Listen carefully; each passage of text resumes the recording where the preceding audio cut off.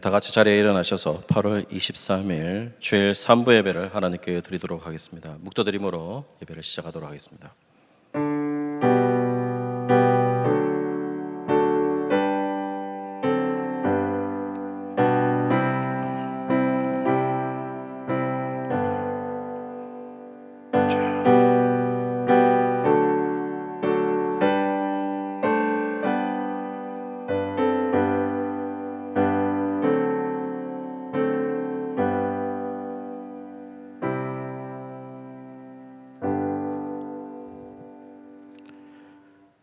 사도신경으로 우리의 신앙을 고백하겠습니다. 전능하사 천지를 만드신 하나님 아버지를 내가 믿사오며 그 외아들 우리 주 예수 그리스도를 믿사오니 이는 성령으로 잉태하사 동정녀 마리아에게 나시고 본디오 빌라도에게 고난을 받으사 십자가에 못 박혀 죽으시고 장사한 지 사흘 만에 죽은 자 가운데서 다시 살아나시며 하늘에 오르사 전능하신 하나님 우편에 앉아 계시다가 저리로서 산자와 죽은 자를 심판하러 오시리라. 성령을 믿사오며 거룩한 공회와 성도가 서로 교통하는 것과 죄를 사하여 주시는 것과 몸이 다시 사는 것과 영원히 사는 것을 믿사옵나이다. 아멘. 성시 교독하도록 하겠습니다. 교독문 34번입니다. 시편 81편의 말씀입니다. 우리의 능력이 되시는 하나님을 향하여 기쁘게 노래하며 야곱의 하나님을 향하여 즐거이 소리칠지어다. 시를 읊으며 소고를 치고 아름다운 수금에 비파를 아우를지어다. 조화로와 보름과 우리의 명절에 나팔을 불지어다. 이는 이스라엘의 율례요 야곱의 하나님의 규례로다. 하나님이 애굽 땅을 치러 나아가시던 때에 요셉의 족속 중에 이를 증거로 세우셨도다. 거기서 내가 알지 못하던 말씀을 들었나니 이르시되 내가 그의 어깨에 침을 벗기고 그의 손에서 광주리를 놓게 하였도다. 내가 고난 중에 부르짖음에 내가 너를 건졌고 우레소리의 은밀한 곳에서 내게 응답하며 무리바 물가에서 너를 시험하였도다. 내 백성이여 들으라. 내가 네게 증언하리라. 이스라엘이여 내게 듣기를 원하노라. 너희 중에 다른 신을 두지 말며 이방 신에게 절하지 말지어다. 나는 너를 애굽 땅에서 인도하여 낸 여호와 네 하나님이니 네 입을 크게 열라. 내가 채우리라 하였으나 내 백성이 내 소리를 듣지 아니하며 이스라엘이 나를 원하지 아니하였도다. 아멘. 자리에 앉으시겠습니다. 찬송가 292장 1절 4절 부르신 후에 허선 장로님 나오셔서 기도하시겠습니다.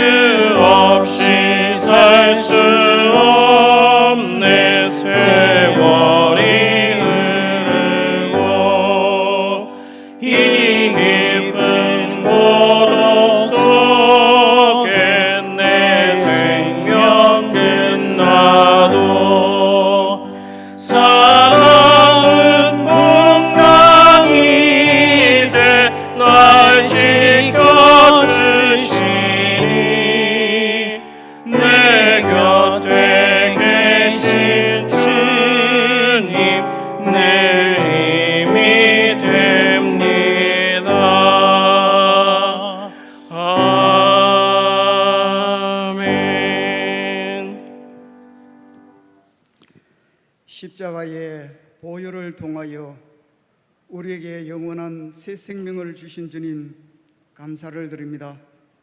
오늘 또한 코로나19로 인하여 우리 모든 성도들 주의 전에 한 자리에서 예배드리지 못하지만은 각 가정에서 또한 예배드릴 수 있는 은혜 주신 것 감사를 드립니다. 이 시간 드려지는 예배 가운데 우리가 습관적이나 형식적인 예배가 되지 않게 도와주시옵소서.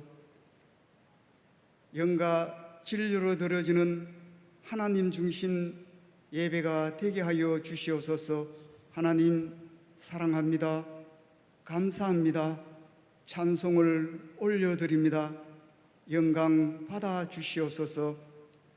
내 이웃을 내 몸과 같이 사랑하라 하신 주님, 사랑과 섬김의 삶, 서로 긍휼히 여기며 용서의 삶을 살아가기를 원하시는 주님, 지난 한 주간 우리의 삶은 어떠했는지요? 이 시간 우리의 허물과 우리의 모든 죄를 주님의 십자가의 보혈의 피로 깨끗이 씻음받게 하여 주시고 용서하여 주시옵소서. 코로나19로 인하여 온 인류가 고통 속에 빠져 있습니다. 주님, 온 인류를 긍휼히 여겨 주시옵소서. 하루속히 코로나19가 종식될 수 있는 은혜를 허락하여 주시옵소서.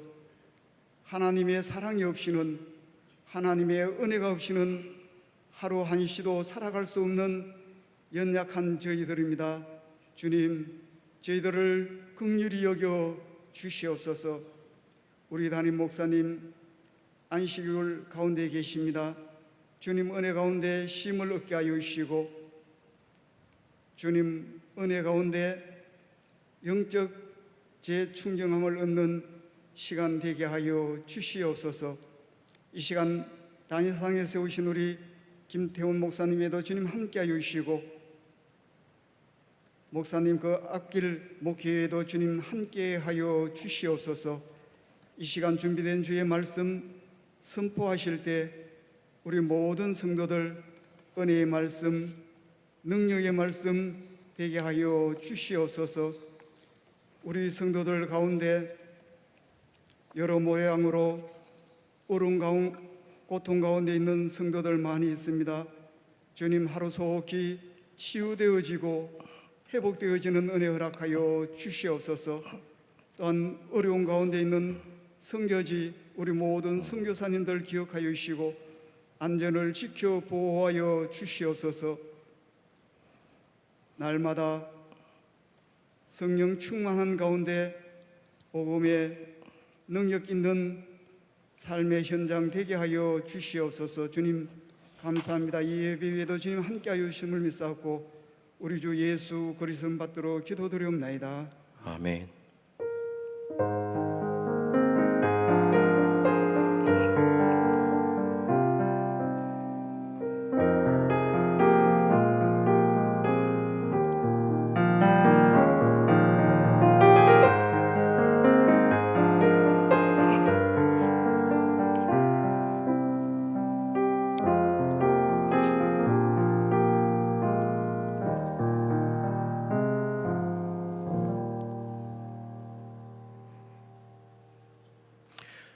네, 교회 소식을 전해드리도록 하겠습니다. 주보 이면을 참조해 주시기 바랍니다. 영상으로 예배드리고 있는 분들은 영상을 보시고 또 나중에라도 교회 홈페이지에 있는 주보를 참조해 주시기 바랍니다.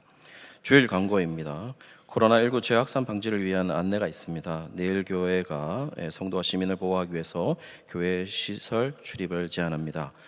기간은 8월 21일 금요일 낮 12시부터 8월 29일 토요일 24시까지입니다. 주일 예배 안내입니다. 방금 드린 광고 말씀처럼 실시간 영상 대예배 2, 3부로만 드려집니다. 청년부 예배는 실시간 주일 영상 대예배로 참여하게 됩니다. 주일학교 영상 예배도 있습니다. 유튜브를 통해서 영상 예배를 드릴 수 있습니다. 주일 오전 10시에 유튜브 채널에서 드릴 수가 있습니다. QR코드가 이번 주부터 모든 성도들에게 보내지기로 되어 있었는데 지금 이번 이번에 다 참여하지 못하기 때문에 현장 예배가 재개되는 그 전주에 다 발송하도록 그렇게 하겠습니다. 노예 성경 필사가 8월 30일까지 제출해 주시고 교회 출입이 제한되고 있기 때문에 가져오신 분들은 교회 사무실이나 교역자에게 전화해 주시면 저희가 교회 밑에까지는 가서 그렇게 받도록 그렇게 하겠습니다.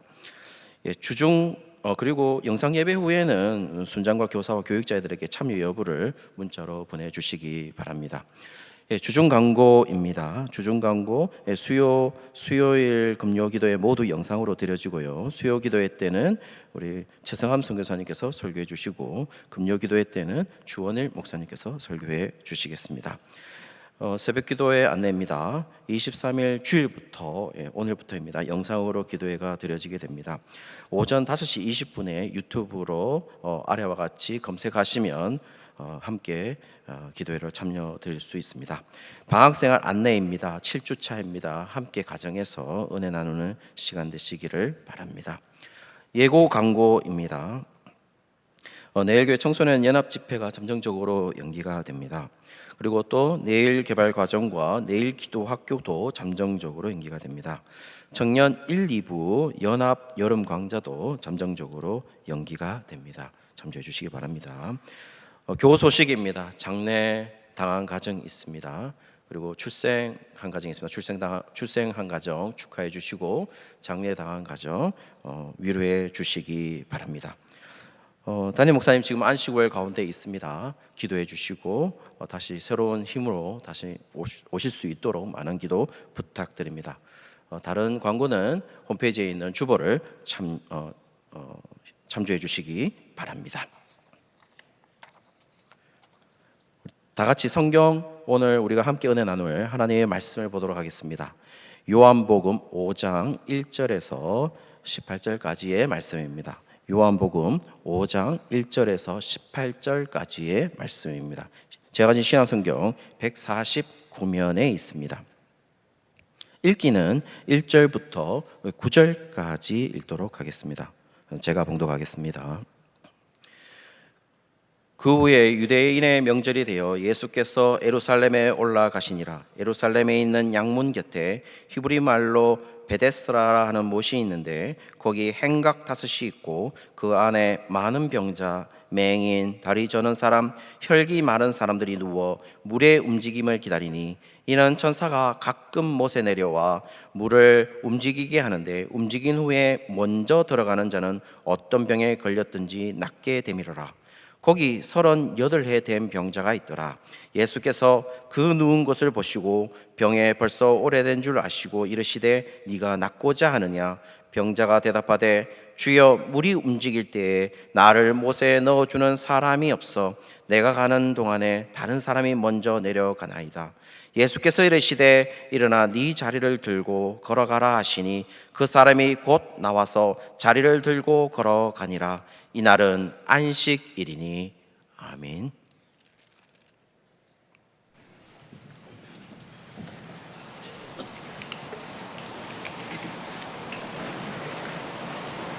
아멘.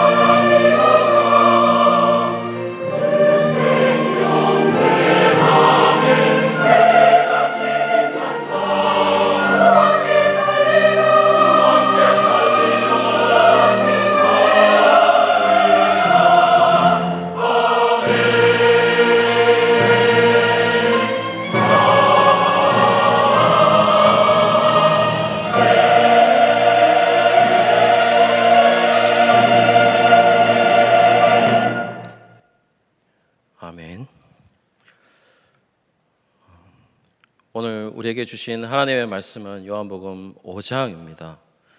우리 성도님들께서도 너무 잘 아시고 있는 말씀일 것입니다. 본문의 배경이 되고 있는 장소는 바로 예루살렘입니다. 그 예루살렘이라는 곳에 베데스다라는 못이 하나 있고, 그 못이 처음으로 이제 움직일 때에 처음으로 들어가는 자. 옛날 성경에는 물이 동할 때, 처음으로 물이 동할 때에 들어가면 병이 낫는다는 기적 같은 일이 있었다라고 오늘 본문은 얘기하고 있습니다. 먼저 배경이 되는 이 예루살렘을 한번 살펴보면요, 당시 예루살렘은 어떠한 장소이어야만 하겠습니까? 예루살렘이라는 곳은 그야말로 유대인들에게는 상징적인 장소이죠. 영적으로 깨어 있어야 하는 장소입니다. 그리고 그들에게 있어서 가장 상징적인 장소이고, 그들에게 물으면 최고의 장소가 어디냐라고 묻는다면 그들은 여지없이 주저함없이 예루살렘이다 이렇게 대답하는 곳이 바로 이곳입니다. 그들의 꿈의 성지였고, 이스라엘 백성들이 절기 때만 되면 모여들고 있던 곳도 바로 이 예루살렘이었습니다. 이 예루살렘이 그런 예루살렘임에도 불구하고, 그들에게 상징적이고 그들의 최고의 땅임에도 불구하고, 아브라함 때부터 그들이 고생하면서 다른 나라의 포로가 되었을 때도 그렇게 가고 싶어 하던 그 예루살렘이 바로 이 장소인데요, 그 장소는 실제로 하나님이 거기에 임하고 있다고 그들은 또 생각하고 있었습니다. 우리 성도님들 잘 알고 계시는 시오니즘 같은 경우도 왜 시오니즘이 생겼냐면은 시온에서 구원을 이룬다는 구약의 말씀 때문에 그런 거죠. 그리고 그 시온이 어디 있냐면 그것 또한 예루살렘에 있습니다. 그런데요, 오늘 본문에 이 예루살렘이 어떻습니까? 3절에 보면은 병자와 맹인과 다리 저는 사람과 혈기 마른 사람들이 많이 있었다 이렇게 말을 하고 있습니다. 어떤 학자들은 AD 1세기에 이 AD 1세기의 예루살렘을 표현하고 있습니다. 역사가들이 진술하고 있는 것과 그 다음에 신약학자들이 진술하고 있는 것을 보면 AD 1세기의 예루살렘은 거지들의 세상이었다, 거지들의 도시였다 이렇게 표현하고 있습니다. 홈리스들이 엄청나게 많았다는 겁니다. 무엇을 말하고 있을까요? 그들이 생각하는 상징적인 장소가 어떠했다는 겁니까? 정말 실망스러운 장소였다는 것이죠. 천국이라고 말하기에는 부끄러운 그런 장소가 되어버렸다는 것입니다. 어쩌면 지옥에 가까운 장소가 되어버린 것이 바로 이 예루살렘입니다. 성도님들, 지금 세상을 한번 보시죠. 세상을 한번 보시면 어떻습니까? 무엇이라 말로 표현할 수 없을 정도로 가슴 아픈 현실들이 우리 앞에 있습니다. 한국 경제를 살리는 것도 그리 쉬워 보이진 않습니다. 마이너스 성장이 이제는 낯익은 단어들이 아닙니다. 오히려 지금 어떻게 하면 가장 적게 마이너스로 성장할 것인가, 그것을 다툴 때입니다. 실업률도 최고이고요, 2018년 통계에 보면 자살률도 OECD 37개국 국가 중에서 1위를 달리고 있습니다. 어느 해는요, 전 세계 자살한 인구가 전쟁에서 죽은 숫자보다 훨씬 더 많은, 그게 바로 지금의 현실입니다. 이혼율도요, OECD 37개 국가 중에서 늘 우리나라는 10위 안에 들어 있습니다. 2019년도에 이혼율이 감소했는데요, 감소한 이유는 결혼 연령기가 올라가고 결혼을 하는 숫자도 자동적으로 줄었기 때문에 이혼율도 줄어들게 되었죠. 어쩌면 결혼한 사람들도 이제는 이혼할 필요가 없는, 왜냐하면 네 인생은 네가 살고 내 인생은 내가 사는 결혼을 했어도요, 이혼하고 후에도 그냥 친구처럼 지내고, 그러니까 결혼이 우리 인생에 그렇게 중요하지 않은, 그러니까 이혼은 해도 되고 안 해도 되는, 그래서 오히려 이혼율이 적게 나오는 이런 현실이 우리 앞에 있습니다. 근데 성도님들, 더 큰 문제가 하나 있습니다. 더 큰 문제는 뭐냐 하면은 기독교 인구가 급속도로 줄어들고 있다는 겁니다. 감소하고 있다는 것이죠. 들은 이야기입니다만 대구의 기독교로 기초를 세워진 대학교임에도 불구하고 신입생 오리엔테이션을 하게 되면 교회 다니는 학생들을 손들어 보라고 하면 10명도 안 들었다고 합니다. 이게 우리의 현실이죠. 초등학교, 물론 저희 때와는 다르게 초등학교의 숫자가 한 반의 숫자가 굉장히 급속도로 줄어드는 상태이지만 교회 다니는 애들에게 손을 들어보라 하면 한 명 들까 말까 하는, 이게 지금 우리의 현실로 다가오고 있습니다. 아니, 지금 현실입니다. 기독교가 지금도 어떻습니까? 너무나도 비난을 받고 있는 이 시대를 살고 있다는 것이죠. 이 부분은 너무나도 가슴 아픈 현실이죠. 저는 목사로서 이 부분에 대해서는 가장 책임 있는 자들이 바로 당연히 목사입니다. 목사들입니다. 목사의 잘못이 가장 크죠. 눈물로써 말씀드릴 수 있는 거는 하나님 앞에 갔을 때 너는 목사로서 뭘 했냐라고 묻는다면 드릴 말씀이 없는, 그것이 저의 심정입니다. 그러나 성도님들, 그냥 그렇다고 해서 넋놓고 있을 수는 없죠. 담임 목사님께서 내일 소식방에서도 우리가 알린 것처럼 왜 이렇게 되었냐라고 말하는 것보다 이 현실을 우리가 함께 짐으로 보는 것이 나을 듯합니다. 그런데 문제는 뭐죠? 이 짐이 너무나도 무거워 보인다라는 것입니다. 그리고 어쨌든 지금 영적으로 무너질 위험에 지금 기독교가 노출되어 있다는 겁니다. 교회가 노출되어 있다는 겁니다. 그리스도인들이 영적으로 무너질 위험에 노출되어 있다는 겁니다. 그것은 분명해 보입니다. 사랑하는 성도님들, 지금 오늘 본문에 있는 예루살렘이 어땠나요? 영적으로도 상징적으로도 실존적으로도 최고의 도시임에도 불구하고, 최고의 도시여야만 하는 것임에도 불구하고 영적으로도 상징적으로도 실존적으로도 망가진 도시였다라는 것입니다. 신성하고 천국과 같아야 하는 예루살렘이 거지와 병자들로 가득 찬 문제의 도시였다라는 것입니다. 세상을 한번 보시죠. 여전히 교회들도 지금도 많이 세워지고 그렇게 있지만 여전히 세상은 어려워지고 힘들어지고 있다라는 것입니다. 여기에 또 한 가지 문제가 발생하고 있습니다. 오늘 본문에서는 답이 없는 이 시대에는 보면, 세계사를 보면 답이 없는 그 시대에 보면은 어떠했죠? 점성술사라든지 미신이 창궐했던 것처럼 오늘 이 본문에서도 신성하고 거룩한 도시인 이 예루살렘에 미신과 같은 행위가 있었다라는 것입니다. 그것도 언제 말이죠? 명절에 말이죠. 명절이 어떤 명절입니까? 명절이라고 한다면 유대인들이 어떠해야 되겠습니까? 하나님께 경배하고 성전에 나와서 다 같이 참회를 하는 그 명절임에도 불구하고 그 땅에 바로 이와 같은 행위가 있었다라는 것이죠. 미신과 같은 행위. 성도님들, 교회도 마찬가지죠. 오히려 신비주의나 율법주의나 어떤 종교적 행위가 난무하고 있습니다. 가슴이 너무 아픕니다. 아무 곳에나 성경을 갖다 대면서 해석하는 그런 일들도 너무나도 많이 일어나고 있다는 겁니다. 너무 가슴 아픈 일입니다. 그런 문제 있는 세상을 지금 본문은 지금 그대로 반영해 주고 있다는 것입니다. 문제를 어떻게 해결해야 될까요? 이 문제를 어떻게 보아야만 할까요?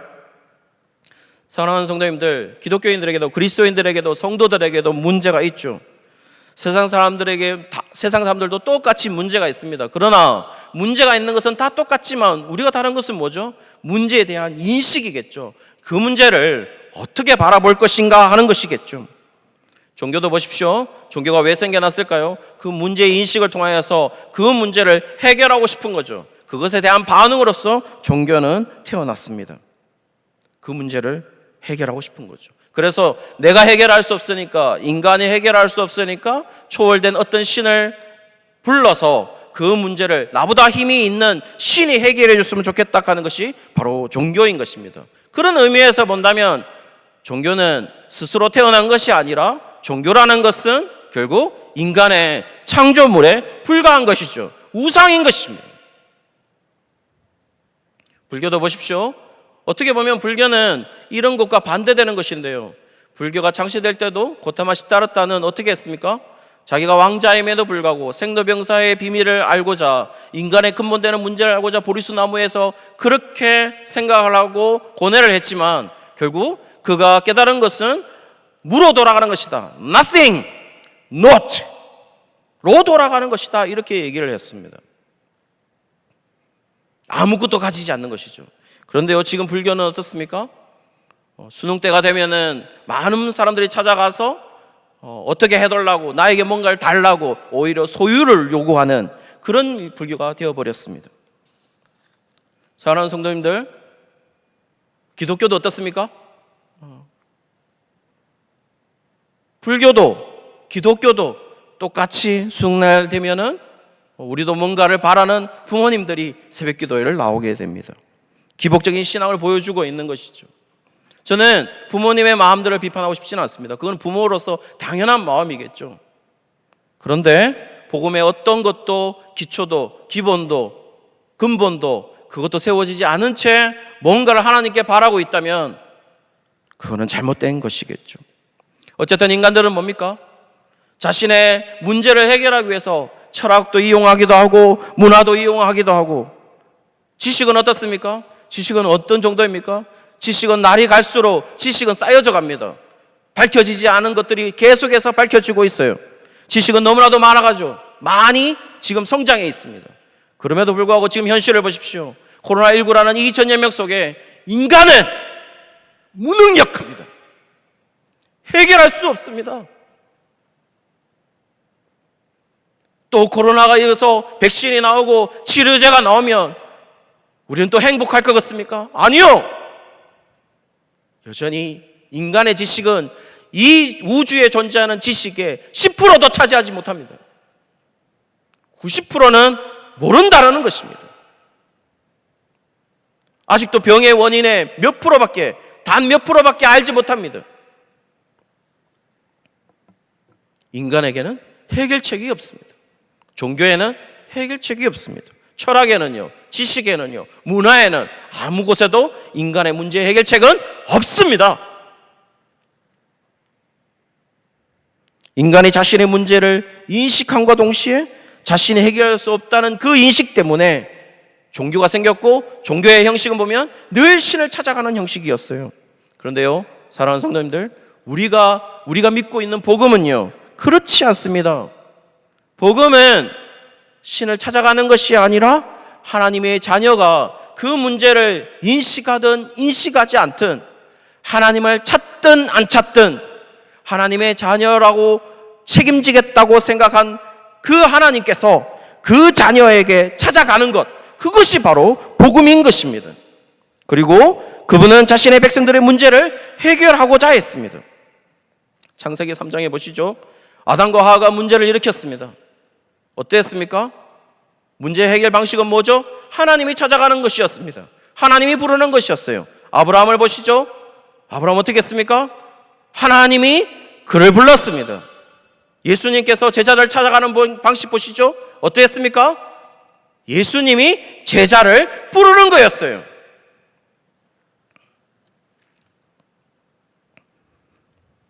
가나안에 들어가고 싶어 했습니다. 많은 백성들, 많은 하나님의 백성들.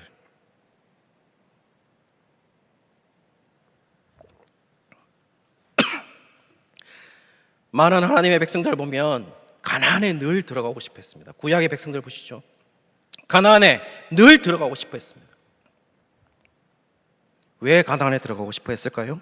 그들은 이방 나라에게 포로되면서도 늘 들어가고 싶었거든. 가나안이었습니다. 아브라함도 가나안에 들어가려고 했습니다. 가나안에 왜 들어가려고 했을까요? 가나안이 바로 예수님이 오시는 땅이기 때문에 그런 거죠. 가나안을 바라본다는 것은 예수님을 바라본다는 것입니다. 예수님을 바라본다는 것은 그분이 바로 하나님을 만나는 유일한 길이라는 것입니다. 그런데 종교는요, 우상에 지나지 않습니다. 바로 예수 그리스도만이 생명인 것이죠. 오늘 인간의 방법을 한번 보겠습니다. 그런 문제 속에 있는 인간의 방법들, 인간이 해결하고자 하는 방법들, 그것을 여지없이 보여주고 있는데요, 그 모습을 38년 된 병자의 모습에서 우리는 발견할 수가 있습니다. 38년 된 병자의 모습은 어땠습니까? 그는 문제 해결 방법을 알고 있었어요. 그 문제 해결 방법은 뭐냐면은 이 베데스다 못에 물이 처음으로 움직일 때, 옛날 성경에 말하면 처음으로 동할 때에 누군가 자신이 거기에 처음 들어가면 낫는다는 것이었어요. 그런데 그렇게 치유받은 것이 아닙니다. 오늘 원문상에 보시면은 자신이 들어가고 싶어 했지만 원문상에 보면 안드로폰 우크 에코다 이렇게 되어 있습니다. 거기 보시면 안드로폰이 뭐냐면 man이라는 뜻입니다. man. 우크라는 뜻은 not, 아니다라는 뜻입니다. 에코는 내가 가진다라는 뜻입니다. 죄송합니다. 어떻게 보면 이 안드로폰 우크 에코라는 말은 man, not I have입니다. 이것을 성경의 영어 문법에 맞추면 I don't have a man입니다. 내가 한 사람을 가지지 못한다는 뜻입니다. 오늘 본문의 성경 말씀에는 한글 성경에는 나를 못에 넣어줄 사람이 없어라고 되어 있지만 오늘 성경 본문 제목을 보시면 주보에 보시면 나를 못에 넣어줄 한 사람이라고 되어 있어요. 그 말은 성경에 지금 한 사람도 나를 못에 넣어줄 한 사람도 없다라는 겁니다. 그런데요, 본문의 말씀에 보시면은 한 사람도 없나요? 그렇지 않죠. 엄청나게 많은 사람들이 명절 때문에 여기 주변에 있습니다. 그런데 문제는 뭡니까? 이 사람을 한 사람도 거기에 넣어줄 한 사람도 없다라는 것입니다. 성도님들 어떻습니까? 이 세상도 똑같죠? 내 문제를 해결해 줄 거라고 생각했던 종교도 엄청나게 많습니다. 그리고 지식도 엄청나게 발달되어 있습니다. 과학도 엄청나게 발달되어 있습니다. 철학도 있습니다. 문화도 있습니다. 지혜자도 있습니다. 그럼에도 불구하고 진정으로 나의 근본 문제를 해결해 줄 수 있는 그 한 사람은 존재하지 않습니다. 그런데 오늘 한 사람이 나타나죠. 그 한 사람이 바로 누구냐 하면 바로 예수 그리스도이십니다. 그렇다면 예수님이 하시는 문제 해결 방법을 한번 볼까요? 38년 된 병자는 결국 자신의 방법인 물이 동할 때 처음으로 가고자 하는 그 방법이었지만 예수님의 문제 해결 방법은 전혀 다른 방법이었습니다. 예수님은 8절에 보시면 뭐라고 나와있냐면 일어나서 네 자리를 들고 걸어가라 라고 말씀하십니다. 지금 본문에서 이야기하고 있는 것이 무엇입니까? 예수님께서 하시고자 하는 방법을 보면 어떻습니까? 지금 38년 된 병자와 너무나도 대조되는 방법을 사용하고 있다는 것입니다. 본문의 말씀이 말해주고 있는 게 뭘까요? 인간이 생각하고자 하는 해결의 방식, 그러나 예수님이 생각하고자 하는 해결 방식은 그 생각은 너무나도 다르다 하는 것을 보여주고 있다는 것이죠. 사랑하는 성도님, 구약에 보시면 아브라함과 롯의 그 가족들이 헤어지는 장면이 있습니다. 그 헤어지는 장면을 보시면 아브라함이 뭐라고 얘기합니까? 내가 좌하면 내가 우하고 네가 우하면 내가 좌하겠다 이렇게 말합니다. 그때 롯의 가족들은 어디를 선택합니까? 창세기 13장 10절에 보시면 물이 넉넉하고 여호와의 동산 걷고 애굽 땅과 같았더라 라고 말하는 소돔과 고모라를 선택하게 됩니다. 지상 나온과 같았다는 것이죠. 에덴 동산 같았다는 것입니다. 성도님들, 왜 이런 데를 선택했을까요? 모든 문명은, 세계의 모든 문명, 시빌라이제이션이라고 하는 모든 문명은 어디서 발달되나요? 물이 있는 곳에, 강이 있는 곳에 발달되죠. 왜 그러냐면 물은 인간이 살 수 있는 최적의 조건이니까요. 최소의 조건이기도 합니다. 거기서 발달된다는 것이죠. 당연히 롯도 그곳을 선택했습니다.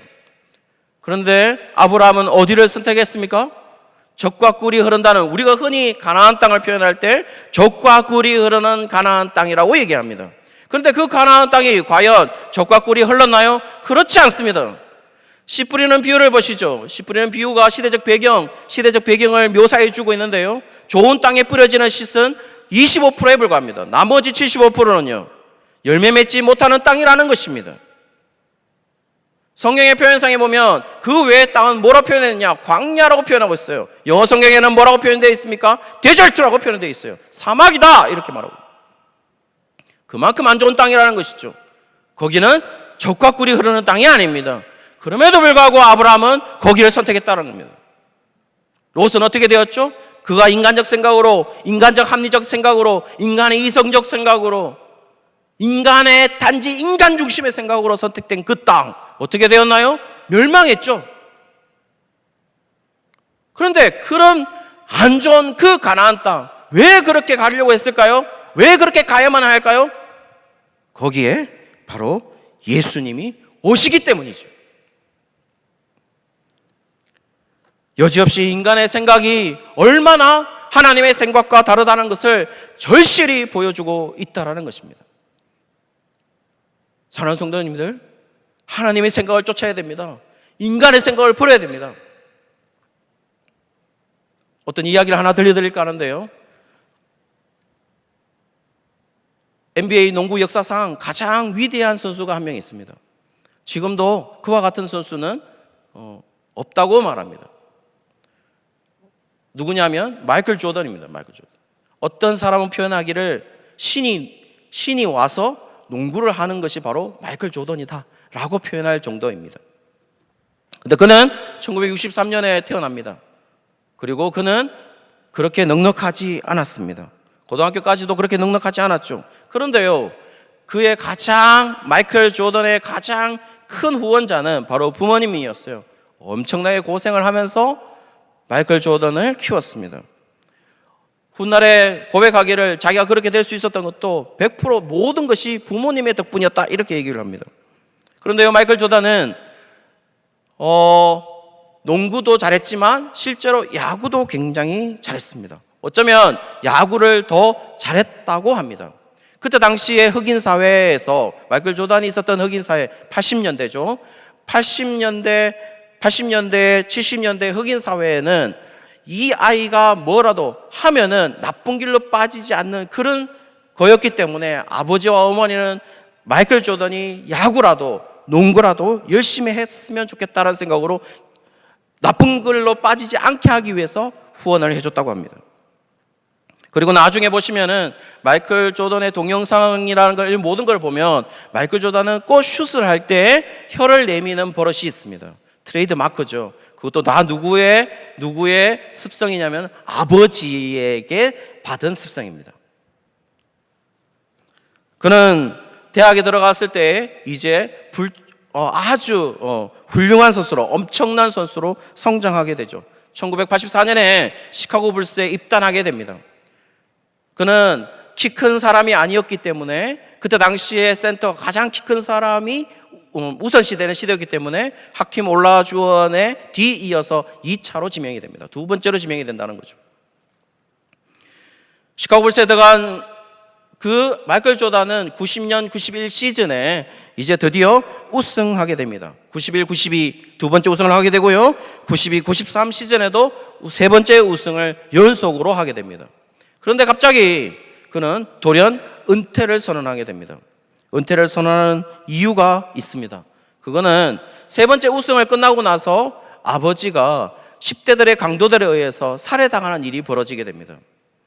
그때 살해당했을 때에 강도가 아버지에게서 훔친 것은 뭐냐면 마이클 조던이 우승 반지 2개가 손가락에 끼어 있었고 그 뒤 트렁크에 마이클 조던, 당시에 나이키가 마이클 조던을 통해서 마이클 조던에서 상품화했던 에어 조던화, 운동화죠. 그것이 실려 있었다고 해요.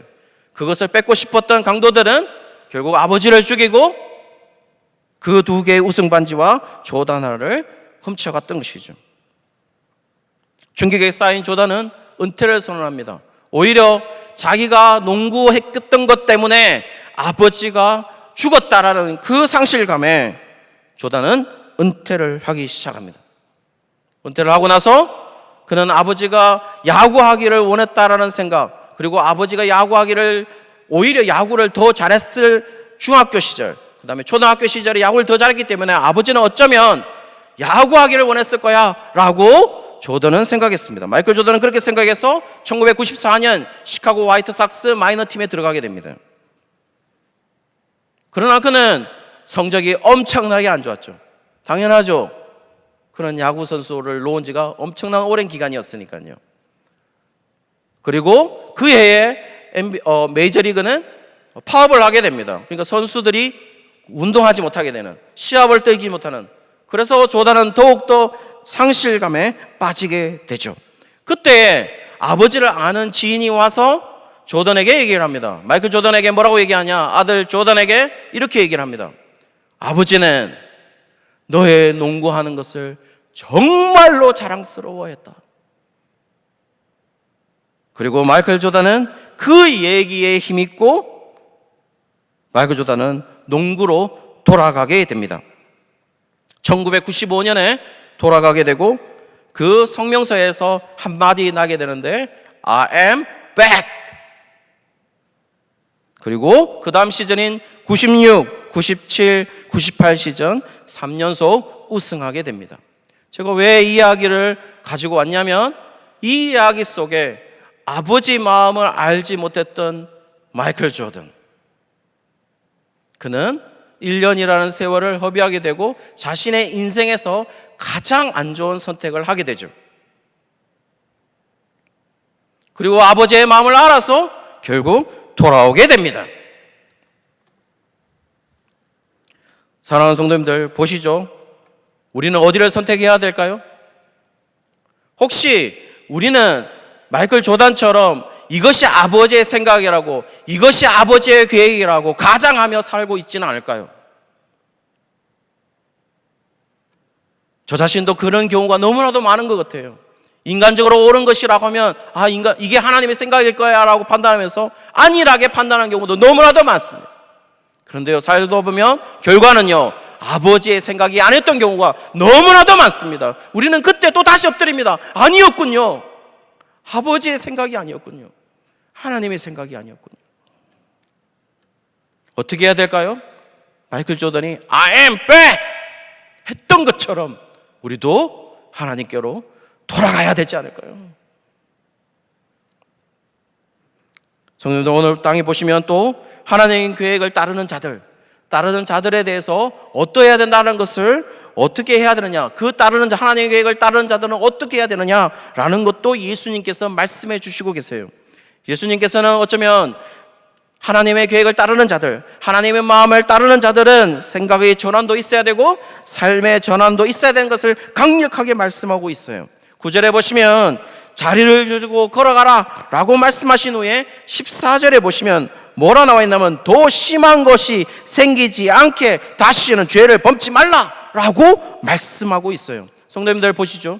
여기 보시면은 과연 이 사람이 죄를 다시는 안 지었을까요?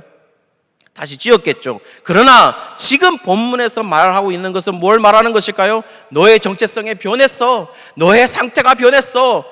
너의 생각도 이제 변해야 돼. 너의 삶의 형태도 변해야 돼 라고 얘기하는 것이죠. 성도님들, 그 말의 본문에 보시면 자리를 들고 걸어가라는 본문이 있어요. 자리를 들고 걸어가라는 명령형이 있습니다. 그 명령형에 보시면 그 명령형은 명령형 과거로 되어 있어요.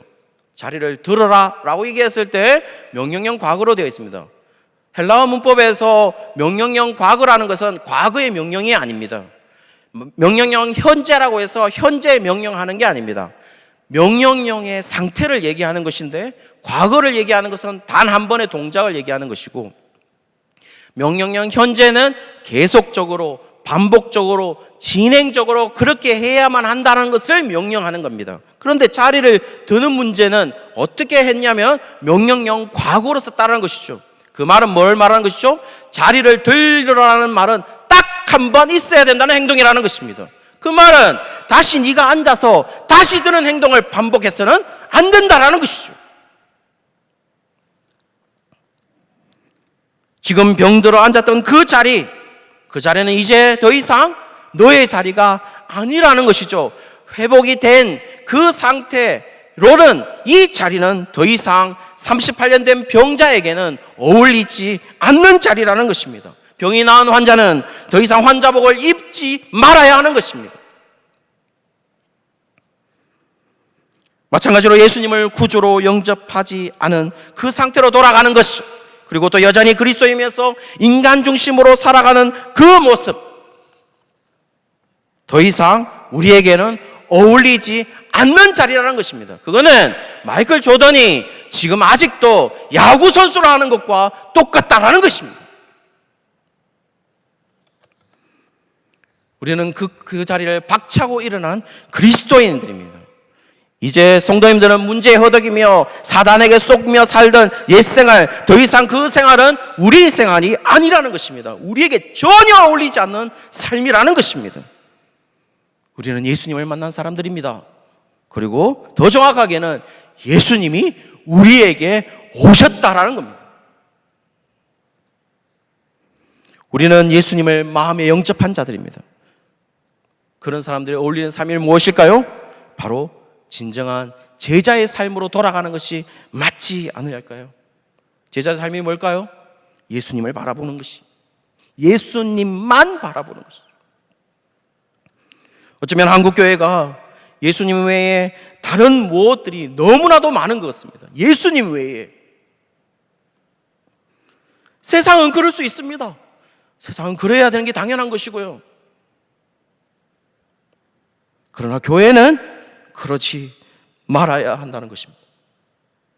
한국교회가 살아갈 수 있는 길이 무엇일까요?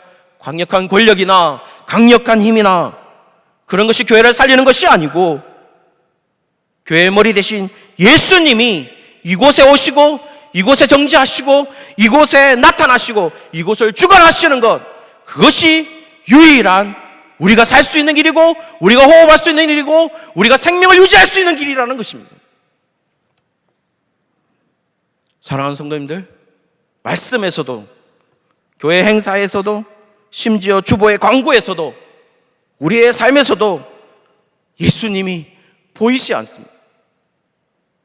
너무나도 말씀하고. 그렇다면 우리가 사는 길은요, 말씀에서도, 우리가 교회에서 하는 행사에서도, 심지어는 주보의 광고에서도, 그리고 우리의 삶에서도 나타나야 하는 분은 바로 예수님이라는 것입니다. 그것이 우리를 살리게 하는 것이고 우리가 살 수 있는 길이고 그것이 우리에게 유일한 길인 것입니다. 그것이 바로 우리가 변화된 삶으로 사는 것입니다. 사랑하는 성도님들, 그리고 영상 예배에 함께 참여하고 있는 성도님들, 예수님 없이 살아가는 인생은 죽은 인생입니다. 살다 할지라도, 물리적으로 살고 있다 하더라도 사는 인생이 아닙니다. 우리가 단 1초를 살더라도, 단 1분을 살더라도, 또 100년 이렇게 살더라도 우리가 진정으로 삶을 가진다라는 것은 바로 무엇이냐면은 우리 삶에 예수님이 있는 것입니다. 그 삶으로 결단하고 그 삶으로 나오는 우리 모든 내일교회 성도들 되시기를 주의 이름으로 축원합니다. 찬송가 413장을 저희들은 부르려고 합니다. 함께 고백하는 마음으로 불렀으면 좋겠습니다. 내 평생 가는 길입니다. 우리가 1절, 4절만 부를 겁니다. 1절에 보시면 내 평생 가는 길이 순탄하여 늘 잔잔한 강 같든지 큰 풍파로 무섭고 어렵든지 나의 영혼은 늘 편하다. 내 영혼 평안해. 내 영혼 평안해. 저 공중에 구름이 일어나며 큰 나팔이 울릴 때에 주 오셔서 세상을 심판해도 나의 영혼은 겁 없으리. 내 영혼 평안해. 우리 고백하는 마음으로 이 찬양을 함께 드렸으면 좋겠습니다.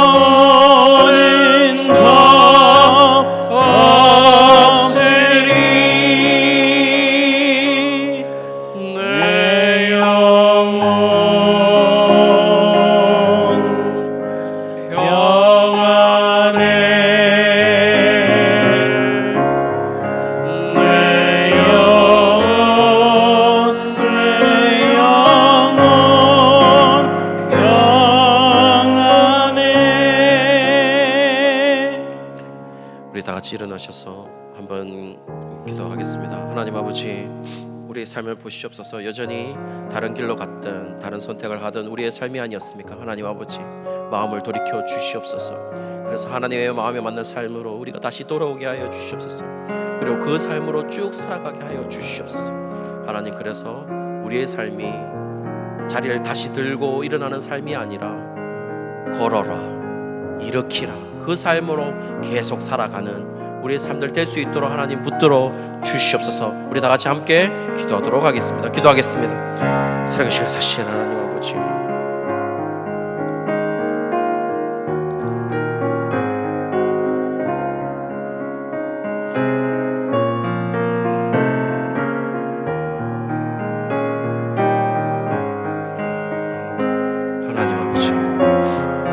하나님 아버지, 하나님 아버지, 아버지께서 이 시간을 붙들어 주십시오. 하나님 아버지, 다시 한번 일어날 수 있도록 하나님 역사하여 주시옵소서. 하나님 붙들어 주시옵시고, 하나님 붙들어 주십시오. 역사하여 주시옵소서. 하나님의 놀라운 은혜가 임하는 우리 성도님들 되시도록 도와주십시오. 자리를 드는 삶에서 하나님 이제 일어나서 걸어가는 삶으로 하나님께 나아갈 수 있도록 하나님 붙들어 주시옵소서. 역사하여 주시옵소서. 하나님 붙들어 주시옵소서.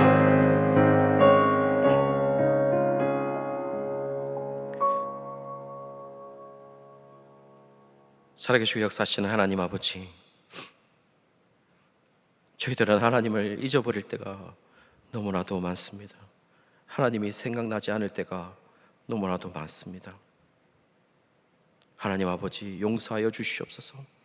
그리고 늘 우리의 삶의 주관자가 되시는 분이 하나님이심을, 그리고 이 주님이 우리를 주관하고 계신다는 것을 생각하고 인식하고 또 그것에 따라가는 삶으로, 우리가 변화된 삶으로 쫓아가는 우리 모든 내일교회 성도들 될 수 있도록 하나님 역사하여 주시옵소서.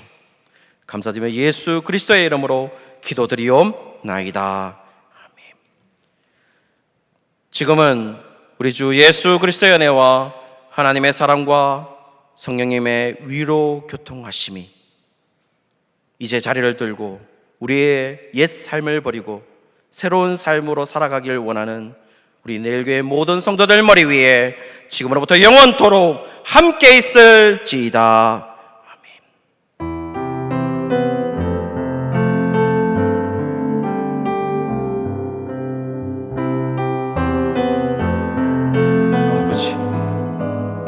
아버지,